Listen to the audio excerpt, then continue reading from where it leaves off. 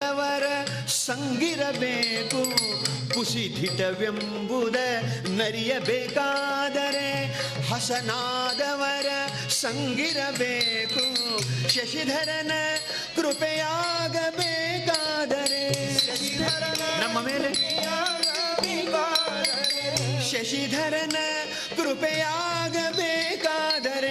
ಶಿಶುವಿನಂತೆ ಮೊರೆ ಇಡಬೇಕು ಶಿಶುವಿನಂತೆ ನೀವು ಮೊರೆ ಇಡಬೇಕು ಗುರುವಿನ ಕರುಣೆಯೂ ಆಗಬೇಕಾದರೆ ಗರ್ವವ ಬಿಡಬೇಕು ಮೊದಲು ಗುರುತರ ಸುಖವನ್ನು ಪಡೆಯಬೇಕಾದರೆ ಶರೀರವನ್ನು ಬೇರಿಡಬೇಕು ಗುರುವಿನ ಕರುಣೆಯೂ ಆಗಬೇಕು ಸಾಧನೆಗಳು.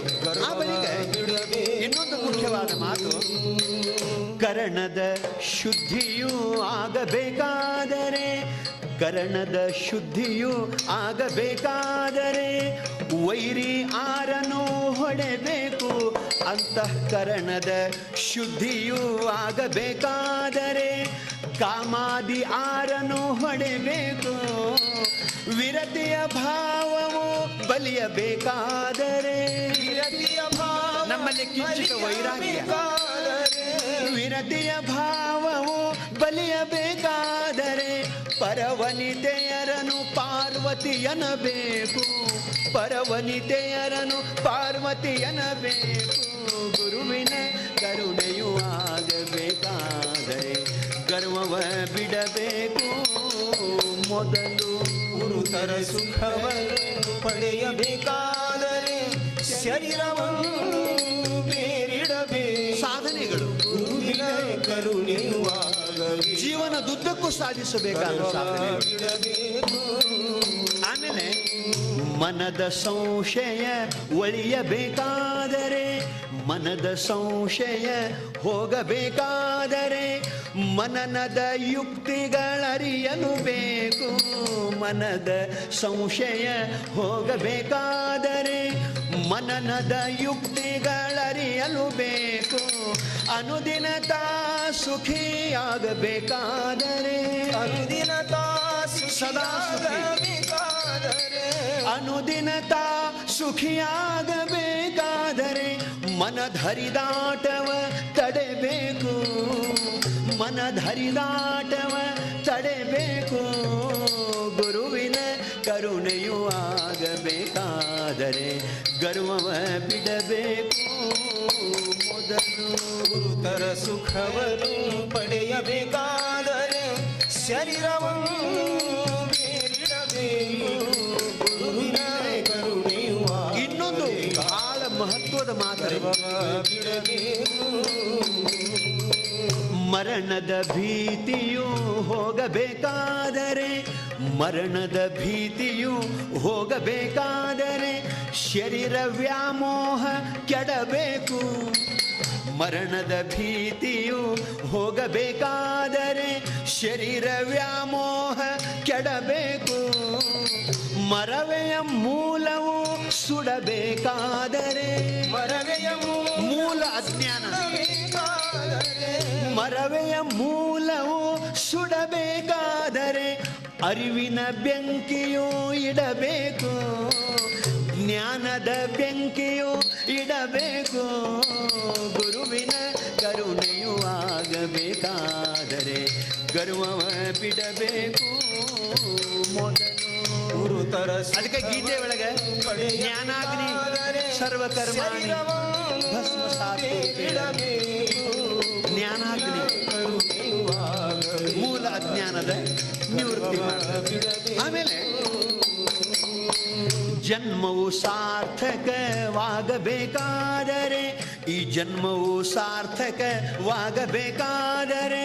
ಸನ್ಮಾರ್ಗದಿತ ನಡೆಬೇಕು ಮಾನವ ಜನ್ಮವು ಸಾರ್ಥಕವಾಗಬೇಕಾದರೆ ಸನ್ಮಾರ್ಗದಿತ ನಡೆಬೇಕು ಚಿನ್ಮಯ ಮೂರುತಿ ಬಸವನಲ್ಲಿ ಚಿನ್ಮಯ ಮೂರುತಿ ಬಸವನಲ್ಲಿ ಚಿನ್ಮಯ ಮೂರುತಿ ಬಸವನಲ್ಲಿ ತನ್ಮಯನಾಗಿ ತಾನಿರಬೇಕು ಸಮರಸನಾಗಿ ತಾನಿರಬೇಕು. ಗುರುವಿನ ಕರುಣೆಯು ಆಗಬೇಕಾದರೆ ಗರ್ವವ ಬಿಡಬೇಕು ಮೊದಲು.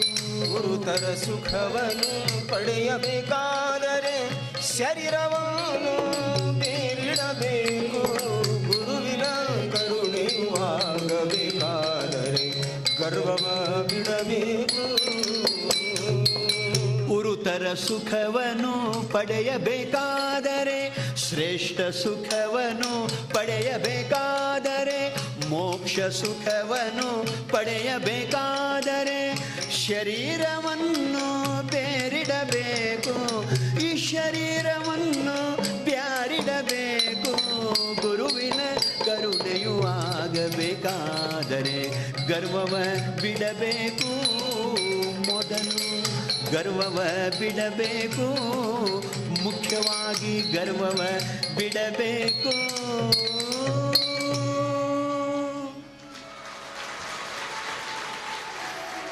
ಇವು ಸಾಧನೆಗಳು.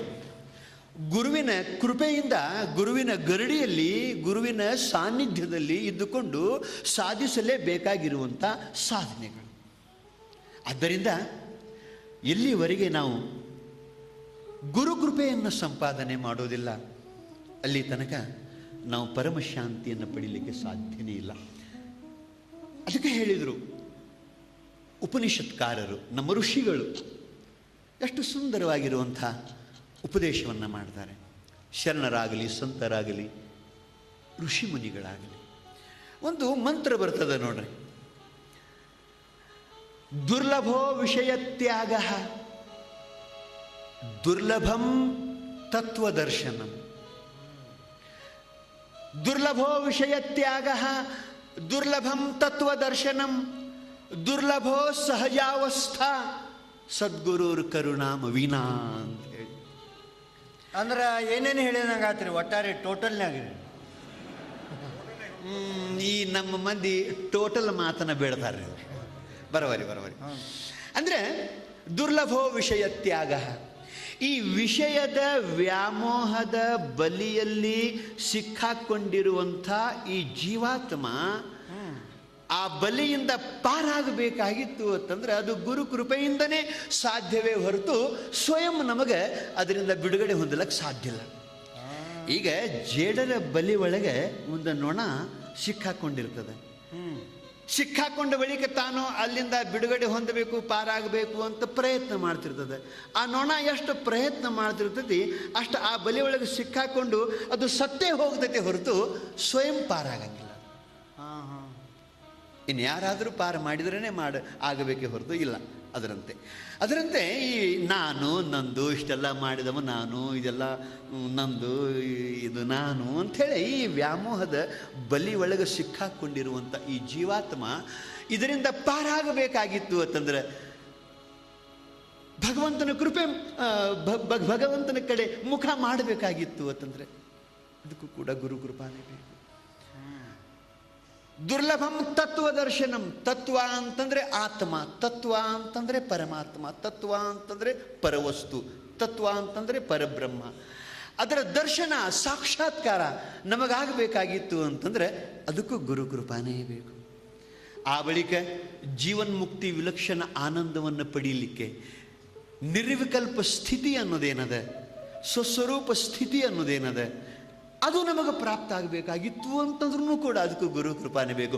ಒಟ್ಟು ಗುರು ಕೃಪಾ ಪಡೀಲಾರದನೆ ನಾವು ಉದ್ಧಾರ ಆಗಂಗಿಲ್ಲ ಅನ್ನೋದನ್ನ ನಾವು ಗಟ್ಟಿಯಾಗಿ ತಿಳ್ಕೋಬೇಕು. ಅದಕ್ಕೆ ಅಪ್ಪ ನೀನು ಜೀವನದೊಳಗೆ ಪರಮ ಶಾಂತಿಯನ್ನು ಪಡಿಬೇಕು ಅಂತಿದ್ದೀಪ ಅಂತಂದ್ರೆ, ಈ ಹುಟ್ಟು ಸಾವುಗಳೆಂಬ ಭವದ ಬಂಧನದಿಂದ ಬಿಡುಗಡೆ ಹೊಂದಬೇಕು ಅಂತಿದ್ದೀಪ ಅಂತಂದ್ರೆ ಒಬ್ಬ ಶ್ರೇಷ್ಠ ತತ್ವಜ್ಞಾನಿಯಾದಂಥ ಗುರುವಿನ ಕೃಪಾ ಪಡ್ಕೋಪ ನೀನು. ಅಲ್ರಿ ಈ ಗುರು ಕೃಪಾ ನಾನು ಪಡೆಯಬೇಕ್ರಿ? ಹೌದು. ಅಲ್ರಿ ಎಲ್ಲರೂ ಪಡಿಬೇಕು? ಎಲ್ಲರೂ ಗುರು ಕೃಪಾ ಪಡ್ಕೊಂಡ ಬಳಿಕನೇ ಅವರು ಉದ್ಧಾರ ಆಗೋದು. ಈ ಮಾತು ಮಹಾತ್ಮರು ಹೇಳಿದಾರಲ್ಲಪ್ಪ. ಈಗ ನಿನಗೆ ಹೇಳಬೇಕು ಅಂತಂದ್ರೆ, ಈಗ ಇನ್ನೊಂದು ಕಡೆ ಉಪನಿಷತ್ನಲ್ಲಿ ಬರ್ತದೆ, ತದ್ವಿಜ್ಞಾನಾರ್ಥಂ ಸಗುರುಮೇವಾಭಿಗಚ್ಚೇತ್. ತತ್ ಆ ಪರಮಾತ್ಮನ ವಿಜ್ಞಾನಾರ್ಥಂ ವಿಶೇಷವಾಗಿರುವಂಥ ಅಪರೋಕ್ಷ ಜ್ಞಾನ ನೀನು ಮಾಡ್ಕೋಬೇಕು ಅಂತಿದ್ಯಂತಂದ್ರೆ ಹೋಗು ಆ ಶ್ರೋತ್ರಿಯ ಬ್ರಹ್ಮನಿಷ್ಠನಾದಂಥ ಸದ್ಗುರುಗಳ ಬಳಿ ಹೋಗುವಂತ ಉಪನಿಷತ್ತು ನಮಗೆ ಆದೇಶ ಮಾಡ್ತೈತೆ ಅಲ್ಲಪ್ಪ. ಅದೆಲ್ಲ ಮಾಡ್ದೈತ್ರೆ ನೀವು ಹೇಳೋದು ನಾವು ಒಪ್ತೀವ್ರೆ. ಆದ್ರೆ ಇನ್ನೊಂದು ಮಾತು, ಶರಣರು ಒಂದು ವಚನ ಬರೋದಾರ, ಆ ವಚನ ನೀವು ನೋಡ್ಕೊಂಡಿಲ್ಲೇನ್ರಿ? ಏನು ಬರ್ತಾರೆ? ಈಗ ಪರಮಾತ್ಮನ ಸಾಕ್ಷಾತ್ಕಾರ ನಾವು ಮಾಡ್ಕೋಬೇಕಾದ್ರೆ ನಮಗೆ ಗುರು ಕೃಪಾ ಬೇಕು ಅಂತ ಹೇಳಿರಿ ನೀವು, ಅಲ್ರಿ? ಈಗ ಶರಣರು ಒಂದು ಮಾತು ಏನು ಹೇಳ್ತಾರಪ್ಪ ಅಂದ್ರೆ, ಈ ಮಣ್ಣು ಬಿಟ್ಟು ಮಡಿಕಿಲ್ಲ, ತನ್ನ ಬಿಟ್ಟು ದೇವರೇ ಇಲ್ಲ ಅಂತ ಹೇಳ್ಯಾರ ಅವ್ರು. ಬಹಳ ಸತ್ಯವಾದ ಮಾತಿದೆ, ಹೌದಲ್ರಿ? ನಮ್ಮನ್ನು ಬಿಟ್ಟು ಪರಮಾತ್ಮ ದೂರ ಇಲ್ಲ, ಬೇರೆನೇ ಇಲ್ಲ ಅನ್ನುವಾಗ ನಮ್ಮಲ್ಲಿರುವಂಥ ಪರಮಾತ್ಮನನ್ನ ನಾವ ಸಾಕ್ಷಾತ್ಕಾರ ಮಾಡ್ಕೊಳಕ್ ಬರ್ತೈತಲ್ರಿ. ಗುರುಗಳ ಕಡೆ ಯಾಕೆ ಹೋಗ್ಬೇಕು ನಾವು? ಗುರುಗಳ ಕಡೆ ಹೋಗ್ಲಾರ್ದ ನಮ್ಮಲ್ಲಿರುವಂಥ ಪರಮಾತ್ಮನನ್ನ ನಾವು ಕಾಣಲಾಕ್ ಬರ್ತೈತಲ್ರಿ. ನಮ್ಮನ್ನು ಬಿಟ್ಟು ಏನಾರ ಮತ್ತೆ ಎಲ್ಲರೂ ದೂರ ಅದಾನೇನ್ರಿ ಆ ದೇವರ ಪರಮಾತ್ಮ? ಇಲ್ಲ. ಮತ್ತೆ ನಮ್ಮಲ್ಲಿ ಇರುವಾಗ ಆ ಪರಮಾತ್ಮನನ್ನ ನಾವ ಕಾಣಲಾಕ್ ಬರ್ತೈತಿ. ಅದಕ್ಕೆ ಇನ್ನೊಬ್ಬರ ಸಹಾಯ ಯಾಕೆ ಬೇಕು ಅನ್ನೋದು ನಿನ್ನ ತರ್ಕ. ನೀವು ಹೇಳೋ ಮಾತು ಹೆಂಗ ಆಕತಿ ಗೊತ್ತೇನ್ರಿ? ನಮ್ಮ ಮನೆ ಒಳಗೆ ಇರುವಂತ ವಸ್ತು ನಮಗ ಹುಡುಕಾಡಿ ತಗೊಳಕ್ ಬರ್ತಿರುವಾಗ ಅದನ್ನು ಹುಡುಕಿ ಕೊಡಬರ್ರಿ ಅಂತ ಹೊರಗೆ ಬಂದು ಮಂದಿನ ಕರೆದಂಗ ಆಕತಿ. ನೀವು ಯಾಕಪ್ಪ ಹಿಂಗ ಆಕತಿ? ಅದು ಹಂಗಲ್ರಿ, ಹಂಗ ಸರಿ ಅಲ್ಲ, ಸರಿ ಅಲ್ಲ. ಅವ್ರ ಶರಣರು ಹೇಳಿದಂಗ ನಮ್ಮಲ್ಲಿರುವಂಥ ಪರಮಾತ್ಮನನ್ನ ನಾವ ಕಾಣಲಾಕ ಬರ್ತೈತಿ. ಅದು ಹೆಂಗಪ್ಪ ಅಂದ್ರೆ ನಾವು ವಿದ್ಯಾವಂತರದೀವು, ಬುದ್ಧಿವಂತರದೀವು, ಅಲ್ಲ ನಾವು ಓದಿ ಉದ್ಧಾರ ಆಗ್ತೀವಿ. ನೀವು ವಿದ್ಯಾವಂತರು ಇರಬಹುದು. ಒಂದು ಮಾತು ಏನ್ರಿ? ಶರಣರ ಮಾತನ್ನ ನೀ ನಮಗೆ ಹೇಳಿದ್ಯಲ್ಲಪ್ಪ, ನೋಡ್ರಿ ನಿಮಗೆ ತಿಳಿಲಿ ಅಂತ ಹೇಳಿನ್ರಿ ನಾ. ಅಂದ್ರೆ ಎಲ್ಲಾರು ಎಲ್ಲ ಓದಲಾಕ ಸಾಧ್ಯ ಇಲ್ಲ ನೋಡ್ರಿ. ಅದಕ್ಕೆ ಅದು ಉಳಿದಿರ್ತೈತಿ, ಅದನ್ನ ನಾವು ನಿಮಗೆ ಹೇಳ್ಬೇಕಾಗೈತೆ. ಅಲ್ಲ, ಶರಣರು ಇನ್ನೊಂದು ಕಡೆ ಇನ್ನೊಂದು ಮಾತು ಹೇಳಿದಾರಲ್ಲ. ಈಗ ಬಸವಣ್ಣವರು ಶಿವಪಥ ನರಿವೊಡೆ ಗುರುಪಥ ಮೊದಲು ಅಂತ ಹೇಳಿದಾರಲ್ಲ. ಪರಮಾತ್ಮನನ್ನ ಅರಿಯುವ ಸಾಧನೆ ಮಾರ್ಗ ನೀ ಕಂಡುಕೋಬೇಕಾಗಿತ್ತು ಅಂತಂದ್ರೆ ಮೊದಲು ಗುರುವಿನ ಬಳಿ ಬರಬೇಕು ಅಂತ ಸ್ವತಃ ಬಸವಣ್ಣವರು ಹೇಳ್ತಾರಲ್ಲ. ಅದು ಅಲ್ಲದೇನೆ ದೇವರ ದಾಸಮಯ್ಯನವರು ನಮ್ಮಲ್ಲಿರುವಂತ ದೇವರನ್ನ ನಾವು ಕಾಣ್ತೀವಿ ಅಂದ್ರಲ್ಲ ನೀವು. ಹೌದ್ರಿ. ಅದಕ್ಕೆ ಇಷ್ಟು ಚಂದ ಉದಾಹರಣೆ ಕೊಡ್ತಾರ ಅವರು. ಘಟದೊಳಗಿರ್ಪ ಬಯಲಿನಂತೆ, ಘಟದೊಳಗಿರ್ಪ ಸೂರ್ಯನಂತೆ, ಸರ್ವರೊಳು ಶಿವಚೈತನ್ಯ ವಿಪ್ಪುದು ಇದ್ದುಡೇನು ಅದು ಸರ್ವರಿಗೆ ಸಾಧ್ಯವಿಲ್ಲ, ಗುರುವಿನಿಂದಲ್ಲದಾಗದು ಕಾಣ ರಾಮನಾಥ ಅಂತಂದ್ರು. ನಮ್ಮಲ್ಲಿ ಇರುವಂತ ಆ ಪರಮಾತ್ಮನನ್ನು ಕಾಣಬೇಕಾಗಿತ್ತು ಅಂತಂದ್ರೆ ಅದು ಗುರು ಕೃಪೆಯಿಂದನೇ ಕಾಣಬೇಕೇ ಹೊರತು ಗುರು ತೋರಿಸದಲ್ಲದೆ ಕಾಣಿಸದಣ್ಣ ಅಂತ ಹೇಳಿದಾರಲ್ಲ. ಅದು ಯಾರಿಗೆ ಹೇಳ್ಯಾರ ಗೊತ್ತೇನ್ರಿ? ಯಾರಿಗೆ? ನಮ್ಮಂತ ಬುದ್ಧಿವಂತರಿಗೆ ಎಲ್ರಿ. ಅದು ಅವ್ರು ಹೇಳಿದ್ದು ತಪ್ಪಣಂಗಿಲ್ಲ. ಯಾರು ಕಲೀಲಾರ ಜನ ಅದಾರ ನೋಡ್ರಿ, ಅವ್ರಿಗೆ ಹೇಳಿದ್ದು ಮಾತದು. ಕಲಿತವರಿಗೆ ಗುರುಗಳ ಅವಶ್ಯಕತೆ ಯಾಕೆ ಬೇಕ್ರಿ? ಅಲ್ರಿ, ಈಗ ಕಲ್ತವ್ರಿಗೆ ಅದು ಓದಿ ಉದ್ಧಾರ ಆಗ್ಲ. ಸಾಕಷ್ಟು ಗ್ರಂಥಗಳು ಸಿಗ್ತಾವೆ, ಗ್ರಂಥಗಳು ಸಿಗ್ತಾವೆ, ವೇದಗಳು, ಉಪನಿಷತ್ತುಗಳು, ಕುರಾನ್, ಹದೀಸ್ಗಳು. ಈಗ ಗುರು ಕೃಪಾ ಪಡೀರಿ ಅಂತಿರಲ್ಲ ನೀವು. ಈಗ ಗುರುಗಳು ಯಾವುದೇ ಮಾತು ಹೇಳಿದ್ರು, ಏನೇ ಹೇಳಿದ್ರು ಆ ಗ್ರಂಥದೊಳಗಿಂದ ನೋಡಿ ಅಭ್ಯಾಸ ಮಾಡಿ ನಮ್ಗೆ ಹೇಳ್ತಾರೆ. ನಮಗೂ ಓದಲಾಕ್ ಬರ್ತೈತಿ. ಅವ್ರು ಹೇಳುವಂತ ಗ್ರಂಥ ನಾವು ಕೊಂಡು ತರ್ತೀವಪ್ಪ. ದುಡ್ಡು ಕೊಟ್ಟು ಕೊಂಡು ತಂದು ಮನ್ಯಾಗ ಇಟ್ಟುಕೊಂಡು ದಿನಾಲು ಜರ್ಜರ ಓದಿ ಉದ್ಧಾರ ಆಗ್ತೀವಿ. ಬರ್ತೈತೆ ಹೇಳ್ರಿ. ಏನು ವ್ಯತ್ಯಾಸ? ರಾತ್ರಿ ಊಟ ಮಾಡಿ ಮಲ್ಕೊಳ್ಳೋ ಮುಂದ್ರಿ ಒಂದು ಅರ್ಧ ಗಂಟೆ ಓದಿದ ನಾವು ಉದ್ಧಾರ ಆಗಿಬಿಡ್ತೀವಿ. ನಮ್ಮೂರಾಗಿನ ಜಂಗಮ ಮೂರ್ತಿಗಳು ಸ್ವಾಮಿಗಳ್ರಿ ಇವರು ಇಂಥ ಮಾತು ಹೇಳ್ತಾರೆ. ಊಟ ಮಾಡಿ ಮಲಗುವಾಗ ಅರ್ಧ ಗಂಟೆ ಓದಿದ್ರೆ ನಾವು ಉದ್ಧಾರ ಆಕ್ಕೀವಿ. ಸ್ವಾಮಿಗಳ, ಊಟ ಮಾಡಿ ಮಲಗುವಾಗ ಅರ್ಧ ಗಂಟೆ ಓದಿದ್ರೆ ನೀವು ಉದ್ಧಾರ ಆಗಂಗಿಲ್ಲ, ಉದ್ದಾಗ್ತೀರಿ. ಅದ ಉದ್ದಾಗೆ ಓದಾಕತ್ತೀವ್ರಿ. ಆತ ಮತ್ತೆ ನಿದ್ದೆ ಹತ್ತತಿ, ಕೈಯಾಗಿನ ಗ್ರಂಥ ತಳಗ್ ಬೀಳ್ತತಿ, ನೀವು ಭವದೊಳಗೆ ಬೀಳ್ತೀರಿ. ಊಟ ಮಾಡಿ ಮಲಗುವಾಗ ಅಂತ ಹೇಳಬಾರ್ದು ನೀವು. ಅದು ಆಗ ಸೌಂಡ್ ಸಿಗ್ತೈತೆ. ಏನೇ ಆಗಲಿ ಒಂದು ಮಾತು, ಏನ್ರಿ? ನಾವು ಅಧ್ಯಯನ ಮಾಡಿವಿ, ನಾವು ವಿದ್ಯಾವಂತರದೀವಿ, ಪಂಡಿತರದೀವಿ, ನಾವು ಓದಿ ಉದ್ಧಾರ ಆಗ್ತೀವಿ ಅಂತ ನೀವೇನು ತಿಳ್ಕೊಂಡಿರಲ್ಲ. ಒಂದು ವೇಳೆ ಹಂಗ ಓದಿ ಉದ್ಧಾರ ಆಗ್ಲಾಕ್ ಬರ್ತಿತ್ತು ಅಂತಂದ್ರೆ ಇದನ್ನು ವಿಚಾರ ಮಾಡೋಣ. ಏನ್ರಿ? ಕನ್ನಡ ನಾಡಿನ ಶ್ರೇಷ್ಠ ತತ್ವಜ್ಞಾನಿಗಳಾದಂಥ ಶ್ರೀಮನ್ ನಿಜಗುಣ ಶಿವಯೋಗಿಗಳು, ಪುಣ್ಯಾತ್ಮರೇ, ನಿಜಗುಣರ ಗ್ರಂಥಗಳನ್ನು ತಾವು ನೋಡಬೇಕು. ಸಕಲ ವೇದೋಪನಿಷತ್ತುಗಳ ಸಾರವನ್ನೇ ಅತ್ಯಂತ ಸರಳವಾಗಿ ಕನ್ನಡದೊಳಗೆ ಕೊಟ್ಟವರು ಅಂತಂದ್ರೆ ಶ್ರೀಮನ್ ನಿಜಗುಣ ಶಿವಯೋಗಿಗಳು. ಪರಮಾನುಭವ ಬೋಧೆಯ ಅನುವಾದ ಇದು ಬೃಹದಾರಣ್ಯಕ ಉಪನಿಷತ್ತಿನ ಅನುವಾದವಾಗಿರುವಂತ ಪರಮಾನುಭವ ಬೋಧೆಯಲ್ಲಿ ಒಂದು ಮಾತನ್ನು ಬರೀತಾರೆ. ಯಾವ ಮಾತು? ಉದ್ಧಾರ ಆಗ್ತೀವಿ ಅಂತಿರಲ್ಲ ನೀವು. ಹೌದ್ರಿ. ಗುರುವರನ ಒಲವಿಲ್ಲದವನು, ಗುರುವರನ ಒಲವಿಲ್ಲದವನು ಏನನೋದಲು ದೊರೆಯಲರಿಯದು ಸಮ್ಯಜ್ಞಾನ, ದೊರಕೊಳ್ಳಲರಿಯದು ಸಮ್ಯಜ್ಞಾನ ಅಂತ ಬರೀತಾರೋ. ಹಿಂಗೆ ಬರಿಬಾರ್ದಾಗಿತ್ತು ಅವರು. ನಿಜಗುಂಡ್ರ ಗುರುಕೃಪಾ ಪಡಿಲಾರದ ವ್ಯಕ್ತಿ ಬೇಕಾದಷ್ಟು ಓದಿಕೊಂಡಂತ ಪಂಡಿತಿದ್ರು ಕೂಡ ಅವನಿಗೆ ಯಥಾರ್ಥ ಬ್ರಹ್ಮಜ್ಞಾನ ಆಗಂಗಿಲ್ಲ, ಅವಂಗ ಭ್ರಮ ಆಗಂಗಿಲ್ಲ, ಇನ್ನಟ್ಟು ಭ್ರಮ ಆದೀತು ಅಂತ ಬರೀತಾರ ಅವರು. ನಿಜಗುಂಡ್ರ ಹಿಂಗೆ ಬರಿಬಾರ್ದಾಗಿತ್ತು. ನಿಜಗುಂಡ್ರಿ ಎಲ್ಲ ಬರ್ದಾರು, ಅವ್ರು ಬರ್ದಿದ್ ನೀವೆಲ್ಲ ಓದಿರಿ. ಆದ್ರೆ ನಿಜಗುಂಡ್ರಿ ಎಂದ ಬರ್ದಾರು, ಯಾರಿಗಾಗಿ ಬರ್ದಾರು ಅನ್ನೋದು ಗೊತ್ತೈತೇನ್ರಿ ನಿಮಗ? ತಾತ್ಪರ್ಯ ತಿಳ್ಕೊಬೇಕ್ರಿ. ಅದು ಎಂದ ಬರ್ದಾರು, ಯಾರಿಗಾಗಿ ಬರ್ದಾರು, ಬರ್ದದ್ರ ತಾತ್ಪರ್ಯ ತಿಳ್ಕೊಬೇಕು. ಹೌದ್ರಿ, ಉದ್ದೇಶ ಏನಿತ್ತು, ಅದು ಯಾರಿಗೆ, ಯಾಕೆ ಬರೆದ್ರು ಗೊತ್ತಿಲ್ಲ. 400-500 ವರ್ಷದ ಹಿಂದೆ ಇದನ್ನ ಕನ್ನಡಕ್ಕೆ ಅನುವಾದ ಮಾಡಿದ್ರು. ಅದು ಮೊದಲ ವೇದಗಳಲ್ಲಿ ಹೇಳಿದ ಮಾತು. ಯಾರಿಗಾಗಿ ಬರ್ದಾರಂದ್ರೆ ಎಲ್ಲರಿಗಾಗಿ ಬರ್ದಾರು, ಇಲ್ಲಿ ಬಂದವರಿಗಾಗಿ ಬರ್ದಾರು, ನನ್ನ ಸಲುವಾಗಿ ಬರ್ದಾರು, ಅದ್ರಾಗ ಸ್ಪೆಷಲ್ ನಿನ್ನ ಸಲುವಾಗಿ ಬರ್ದಾರು. ನಮ್ಮ ಕಡೆ ಕೈ ಮಾಡಕ್ ಹೋಗ್ಬೇಡ್ರಿ ನೀವು. ನಮಗೆ ಹೇಳಿದ್ದು ಮಾತಲ್ರಿ. ಅಲ್ರಿ, ಈಗ 400 ವರ್ಷ ಹಿಂದೆ ಈ ಮಾತ ಆ ಸ್ವಾಮಿಗಳು ಬರ್ದಿಟ್ಟಾರಪ್ಪ ಅಂದ್ರ ಯಾಕೆ ಬರ್ದಿಟ್ಟಾರು? ಅವಾಗಿನ ಜನ ನಮ್ಮಟ್ಟು ಜಾನ್ರಿ ಇದ್ದಿದ್ದಿಲ್ಲ. ಆಗ ಸಾಲಿಗಳು ಇದ್ದಿದ್ದಿಲ್ರಿ ಕಲೀಲಾಕ. ಇಷ್ಟು ಶಾಲೆ ಅನುಕೂಲ ಅವ್ರಿಗೆ ಇದ್ದಿದ್ದಿಲ್ಲ, ಕಲೀಲಾರ ಜನ ಇದ್ರು. ಶಾಲೆ ಕಾಲೇಜು ವ್ಯವಸ್ಥೆ ಇರಲಿಲ್ಲ. ಸ್ವಂತ ವಿಚಾರ ಮಾಡೋ ಶಕ್ತಿ ಆ ಜನರಲ್ಲಿ ಇದ್ದಿದ್ದಿಲ್ಲ. ಅದಕ್ಕೆ ಅವ್ರೇನಪ್ಪಾ ಅಂದ್ರೆ ಗುರುಗಳ ಕಡೆ ಹೋಗ್ರಿ ಅಂತ ಹೇಳಿದ್ದ ಮಾತದ. ಈಗ ಕಲೀಲಾರ ಜನರಿಗೆ ಹೇಳಿದ್ದ ಮಾತ ಕಲ್ತಂತ ಪಂಡಿತರು ನಾವು. ನಮಗ ಆ ಮಾತು ತಂದು ನೀವು ಹಿಂದೆ ಹೇಳ್ತಾನಪ್ಪ ಅಂದ್ರೆ ಸಾಹೇಬ್ರ ಖರೆ ಹೇಳಿದ್ರಿ, ಇನ್ನೂ 400 ವರ್ಷ ಹಿಂದೆ ಉಳ್ದಂಗ ಆತ್ ನೋಡ್ರಿ ನೀವು. ನಾವು ಉಳ್ದಿವು. ಹೌದ್ರಿ, ಜಗತ್ತ ಎಷ್ಟು ಮುಂದೆ ಹೊರ್ಯಾಕತೈತಿ, ಅದು ಅದನ್ನು ಬಿಟ್ಕರ್ ನೀವು ಹಳಿ ಮಾತನ್ನ ಹಿಂದೆ ಹೇಳ್ತಾನಪ್ಪ ಅಂದ್ರ ನೀವು ಎಂದರೆ ಜಾಣ್ರಾಗ ಅವರು ಅಂತನ್ನ, ಎಂದು ಸುಧಾರ್ಸವ್ರು, ಎಂದರೆ ಮುಂದೆ ಬರವ್ರು ನೀವು ಅಂತನ್ನ. ನಾವು ಚಂದ್ರಲೋಕಕ್ಕೆ ಹೋಗಿ ಬರ್ತೀವಿ, ನಮ್ಮಂತವ್ರಿಗೆ ಇಂಥ ಮಾತು ಹೇಳ್ತೀವಿ ನೀವು.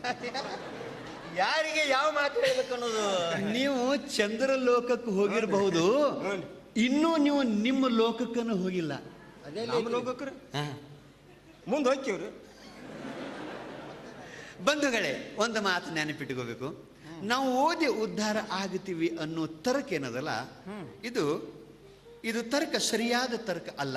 ಯಾಕೆ ಅಂತ ಕೇಳಿದ್ರೆ, ಯಾಕ್ರಿ? ಇದರ ಅರ್ಥ ನಾವು ವಿದ್ಯೆಗೆ ವಿರೋಧಿಗಳದೀವಿ ಅಂತ ತಿಳ್ಕೊಬೇಡ್ರಿ. ನೀವು ಓದಬಾರದು ಅಂತ ನಾವೇನು ಅನ್ನಂಗಿಲ್ಲ. ಆದ್ರೂ ಒಂದು ಮಾತು, ಈ ವೇದಗಳಲ್ಲಿ ಉಪನಿಷತ್ತುಗಳಲ್ಲಿ ಒಂದೊಂದು ವಾಕ್ಯಕ್ಕೆ ಹಲವಾರು ಸಂದರ್ಭಾನುಸಾರವಾಗಿ ಅರ್ಥಗಳು ಆಗ್ತಿರ್ತಾವ. ಇನ್ನು ಉದಾಹರಣೆಗೆ ಹೇಳಬೇಕು ಅಂತಂದ್ರೆ, ಈಗ ತತ್ವಮಸಿ ಮಹಾವಾಕ್ಯದ ಉಪದೇಶವನ್ನು ನಮಗೆ ಗುರುಗಳು ಮಾಡಿದಾಗ ಅದರಲ್ಲಿ ಎಷ್ಟು ವಿರೋಧ ಆಗಿ ಬಿಡ್ತತಿ. ಆ ಬಳಿಕ ಏಕತ್ವದ ನಿಶ್ಚಯ ಮಾಡಬೇಕಾಗಿತ್ತು ಅಂತಂದ್ರೆ ನಾವು ಭಾಗತ್ಯಾಗ ಲಕ್ಷಣದಿಂದ ವಾಚಾರ್ಥವನ್ನು ತ್ಯಾಗ ಮಾಡಿ, ವಿರೋಧಾಂಶವನ್ನು ತ್ಯಾಗ ಮಾಡಿ, ಜೀವ ಈಶ್ವರರಲ್ಲಿ ಇರುವಂಥ ಉಪಾಧಿಗಳನ್ನು ತ್ಯಾಗ ಮಾಡಿ, ಉಪಹಿತವಾಗಿರುವಂಥ ಚೇತನದಲ್ಲಿ ಏಕತ್ವವನ್ನು ನಾವು ಗ್ರಹಣ ಮಾಡಬೇಕಾಗತ್ತೆ. ಇದು ಗುರು ತಿಳಿಸಲಾರ್ದನೆ ಗೊತ್ತಾಗೋ ಮಾತಲ್ಲ. ಅದಕ್ಕೆ ಓದುವಾಗ ನೀವು ಅರ್ಥಕ್ಕೆ ಅನರ್ಥ ಮಾಡ್ಕೊಂಡ್ರಿ ಅಂದ್ರೆ ನಿಮ್ಗೆ ತಿದ್ದವ್ರು ಯಾರು? ಅಲ್ಲಿ ಓದುವಾಗ ಜನ ಸರಿಯಾಗಿ ಓದಿದ್ರೆ ಸರಿಯಾಗಿ ತಿಳಿಯಾಕಿಲ್ರಿ, ಆಗಂಗಿಲ್ಲ. ಸುಮ್ಮನೆ ಒಂದು ಮಾತು ಹೇಳಬೇಕು ಅಂತಂದ್ರೆ ಅನುಭವಕ್ಕೆ ಬರುವಂಗೆ, ನಮ್ಮೂರೊಳಗೆ ಒಬ್ಬರು ಸಾಧು ನಿರಂಜನ ಅವಧೂತರು ಅಂತ ಇದ್ರು. ಗ್ರಾಮೀಣ ಜನತೆಗೆ ಬಹಳಷ್ಟು ಚೆನ್ನಾಗಿ ಉಪದೇಶ ಮಾಡುವಂಥ ಮತ್ತು ಹಲವಾರು ಗ್ರಂಥಗಳನ್ನು ಬರೆದಂಥ ಪೂಜ್ಯರು ಅವರು. ಸಾಧು ನಿರಂಜನ ಅವಧೂತರು ಅಂತ ಅವರು ಒಂದು ಮಾತು ಬರೆದಿದ್ರು. ಅದೇನಾಗಿತ್ತಂದ್ರೆ ಗ್ರಾಮೀಣ ಭಾಷೆ ಒಳಗೆ ಬರೆದಿದ್ರು ಅವರು. ಅವ್ರಂತಾರೆ, ಒಂದೂರೊಳಗೆ ಒಂದು ಕತ್ತಿ ನೀರಾಗ ಬಿದ್ದು ಸುಟ್ಟುಕೊಂಡು ಸೈತು ಅಂತ ಬರೆದಿದ್ರು ಅವರು. ನಿನಗೇನು ಅನಿಸ್ತದ ಮಾತು? ಅಲ್ಲ, ಎಷ್ಟು ಸುಳ್ಳು ಬರೀದಾರಿ ಮೊದಲಿನವರು. ಅಲ್ಲ, ನೀರಾಗ ಬಿದ್ದ ಕತ್ತಿ ಸುಟ್ಕೊಂಡು ಹೆಂಗ್ ಸಾಯ್ತೈತ್ರಿ? ಅದು ತಪ್ಪ್ರಿ. ಅದು ನೀರು ಕುಡಿದು ಸತ್ತು ಅಂತ ಹೇಳಿ ಅನ್ರಿ, ಬರೋಬರಿ ಆಕೈತಿ ಆ ಮಾತು. ನೀರು ಕುಡುದಲ್ಲಪ್ಪ, ನೀರಾಗ ಬಿದ್ದು ಕತ್ತಿ ಸುಟ್ಕೊಂಡು ಸತ್ತಿತ್ತದು. ಅಲ್ರಿ, ಅದಂಗ್ರಿ ಅದು ಕತ್ತಿ ನೀರಾಗ ಬಿದ್ದು ಸುಟ್ಕೊಂಡು ಹೆಂಗ್ ಸಾಯ್ತೈತ್ರಿ ಅದು? ಅಲ್ಲ, ನಿನಗೆ ತಿಳಿಲಿಲ್ಲ ಅಂದ ಮಾತ್ರಕ್ಕೆ ಅವ್ರು ಬರ್ದುದು ಸುಳ್ಳ ಅನ್ಬೇಕು. ಅಲ್ರಿ, ಅದಂಗ್ರಿ ಅದ ಮಾತು ಬರೋಬರಿ ಐತೆ. ಅದು ಯಾರ್ದು ಬರೋಬರಿ ಐತ್ರಿ ಮಾತು? ಹೇಳಿದ್ದು ಹೇಳಾಕತ್ತಾರು ಏನಂತ, ಕತ್ತಿ ನೀರಾಗಿ ಬಿದ್ದು ಸುಟ್ಕೊಂಡು ಸತ್ತ ಹೇಳಾಕತ್ತಾರ. ಅದೇ ರೀಪ, ಕತ್ತಿ ನೀರಾಗಿ ಬಿದ್ದು ಸುಟ್ಟುಕೊಂಡು ಹೆಂಗ್ ಸತ್ತು ಇವತ್ತನ್ನ ನೀರ್ ಕಾಸ್ಯಾರ ಅವನ್ನ. ಓಹೋ, ನೀರು ಕಾಸ್ಯಾರ ಅದ್ರ ಹೋಗಿ ಕತ್ತಿ ಬಿದ್ದೈತೆ. ಅದು ಹಿಂಗಾಗಿ ಸುಟ್ಕೊಂಡು ಸತ್ತೈತಿ. ಗೊತ್ತಾಗವಲ್ರಿ, ಬಿಸಿ ನೀರಾಗಿ ಹೋಗಿ ಬಿದ್ದೈತಿ.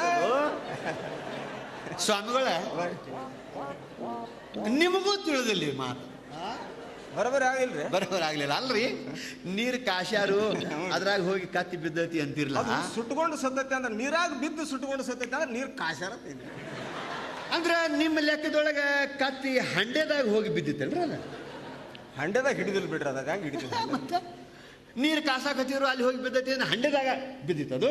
ಹಂಡೆದಾಗಲ್ಲ, ಸತತ ಹರಿಯುವಂತ ಹಳ್ಳದ ನೀರಿನೊಳಗ ಕತ್ತಿ ಬಿದ್ದು ಸುಟ್ಕೊಂಡು ಸತ್ತಿತ್ತದು. ಹಳ್ಳದ ನೀರಾಗ್ರಿ ಸತತ ಹರಿಯುವಂತ ಹಳ್ಳದ ನೀರು ಯಾರು ಕಾಸ್ತಾರೋ ಕಾಸಕ್ ಸಾಧ್ಯತೆ ಬರಂಗಿಲ್ಲ. ಅಲ್ಲಿ ಬಿದ್ದು ಕತ್ತಿ ಸುಟ್ಕೊಂಡು ಸತ್ತಿತ್ತದು. ಮತ್ತೆ ಹಳ್ಳದ ನೀರ ಹೇಳಿರಿ ನೀವು. ನೀರಾಗಂದ್ರಿ ಕಾದ್ ನೀರಾಗತ್ ನಾ ತಿಳ್ಕೊಂಡು ಸರಿಯಾಗಿ ಹೇಳ್ಬೇಕ್ರಿ. ಅಲ್ಲ, ಹಿಂಗ ನೀವು ಮನುಷ್ಯಗೆ ಬಂದಂಗ ತಿಳ್ಕೊಳ್ಳೋವ್ರ ಅಲ್ಲ, ಸರಿಯಾಗಿ ತಿಳಿದ್ರೆ ಮುಂದೆ ಬಂದ ಮಾತಾಡಬೇಕು, ಇಲ್ಲಾಂದ್ರೆ ಸುಮ್ಮನೆ ನಿಲ್ಬೇಕಪ್ಪ ಅಲ್ಲಿ. ಯಾಕೆ ಬರ್ತೀರಿ ತಿಳಿಲ್ಲ ಅದಕ್ಕೆ ಮುಂದೆ ಬಂದು ಮಾತಾಡ್ತೀರಿ? ನಿನಗೆ ತಿಳಿಲಿಲ್ಲ ಹೇಳಕ್ ಅಲ್ಲಪ್ಪ, ಇವರಿಗೆ ತಿಳಿಲಿಲ್ಲ, ಹೆಂಗಿಲ್ರಿ ಅವರಿಗೆ? ನೀ ಇಷ್ಟು ಕಲಿತಂತ ಪಂಡಿತ ನಿನಗೂ ತಿಳಿದಿಲ್ಲ ಇದು. ಯಾಕೋ ನಾ ಕಲಿಯುವಾಗ ಈ ವಿಷಯನೇ ಬಂದಿದ್ದಿಲ್ರಿ ನನಗೆ. ನನಗೂ ಯಾಕೋ ತಲೆಯಾಗ ಬರುವಲ್ತಿರ ಮಾತ್ರ. ಅಂತೂ ಇದನ್ನ ತಿಳಿಸಿಕೊಡೋರು ನೀ ಇಷ್ಟು ಪಂಡಿತ ಇದ್ರು ಒಬ್ರು ಬೇಕು ಅಂದಂಗಾತ್ಲ. ನನಗ ಇದನ್ನ ತಿಳಿಸ್ಕೊಡೋರು ನಿನಗೆ ಇಷ್ಟು ಪಂಡಿತ ಇದ್ರು ಓದ್ಕೊಂಡವ್ ಇದ್ರು ನಿನಗೊಬ್ರು ತಿಳಿಸ್ಕೊಡೋರು ಬೇಕಂದಂಗ. ನೋಡ್ರಿ, ಮೊದಲ ಆ ಮಾತು ಖರೆ ಮಾಡಿ ತೋರಿಸ್ರಿ ನೀವು. ಆ ಕತ್ತು ಸತ್ತಿದ್ದು ಖರೆ ಮಾಡಿ ತೋರಿಸ್ರಿ, ಆಮೇಲೆ ನನಗೊಬ್ರು ಹೇಳೋರು ಬೇಕೋ ಬೇಡ ಹೇಳ್ತೀನಿ. ಅದೇನಾಗಿತ್ತು ಅಂತಂದ್ರೆ, ಒಂದ್ ಊರೊಳಗೆ ಸುಣ್ಣ ಮಾರಾಟ ಮಾಡುವಂತ ಗೋಡೆಗೆ ಸುಣ್ಣ ಹಚ್ತಾರ ನೋಡ್ರಿ, ಸುಣ್ಣ ಮಾರಾಟ ಮಾಡುವಂತ ಒಬ್ಬ ಸುಣ್ಣಗಾರ ಇದ್ದ. ಮುಂದೆ ಹಬ್ಬ ಬರುದಿತ್ತು, ದೀಪಾವಳಿ ಹಬ್ಬ. ಸುಣ್ಣ ಹೆಚ್ಚಿಗೆ ಮಾರಾಟ ಮಾಡಿ 4 ದುಡ್ಡು ಸಂಪಾದನೆ ಮಾಡಬೇಕು ಅಂತ ಹೇಳಿ ಕತ್ತಿ ಮೇಲೆ ಬಹಳಷ್ಟು ಸುಣ್ಣ ಹೇರಿಕೊಂಡು ಸಂತಿಗೆ ಮಾರಾಕ ಹೊಂಟಿದ್ದ. ಅದು ಹಳ್ಳ